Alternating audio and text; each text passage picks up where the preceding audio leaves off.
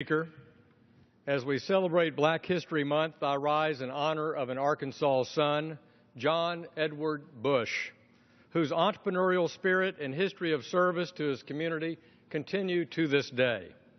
John Edward Bush was born into slavery on November 14, 1856, orphaned at the age of 7, and freed from slavery at the end of the Civil War. When he had no permanent home or means to support himself, he worked odd jobs until one day he was taken to Capitol Hittey School in Little Rock and forced to attend. He became a dedicated student, working as a brick molder to pay for his education. In 1876, he graduated with honors from Capitol Hill City School in Little Rock, where he served as then a principal for 2 years. Mr. Bush served as the chairman of the Republican Party in Arkansas, but he's best known in Arkansas as the co-founder of the Mosaic Templars of America in 1883.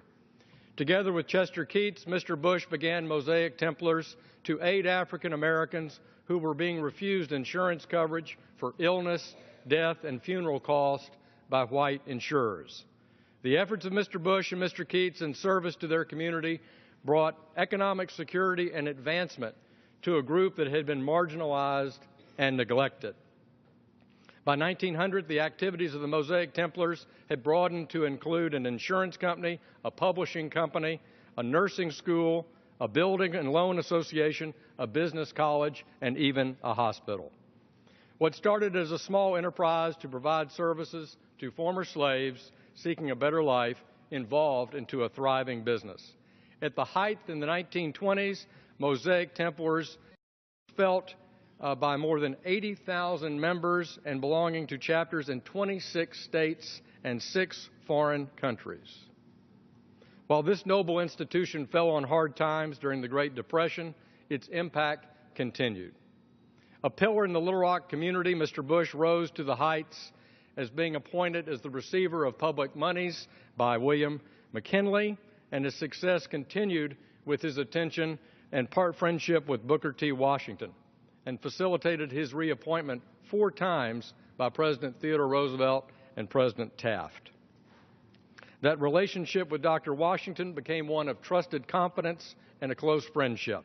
Mr. Bush was invited to give the commencement address at Tuskegee, and Washington, in turn, was the dedication speaker of the Mosaic Templars' new building in 1913.